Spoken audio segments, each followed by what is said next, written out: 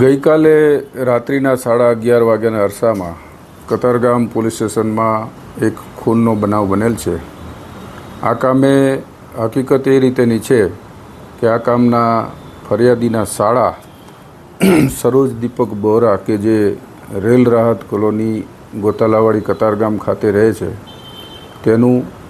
તેની બાજુમાં રહેતા પ્રકાશ મૂળજી સોસા નામના આરોપીએ તેની કપડાની બેગ પોતે બહારગામ જવાનો હોય લઈ જવા માટે તેના કપડાં ખાલી કરી લઈ ગયેલ તે બેગ પાછી લેવા જતાં થયેલ બોલાચાલીમાં તેને ગળાના ભાગે ચપ્પુ મારી દઈ ગંભીર ઈજા પહોંચાડી તેનું મોત નિપજાવતા ઉપરોક્ત ફરિયાદ જાહેર થઈ જ છે.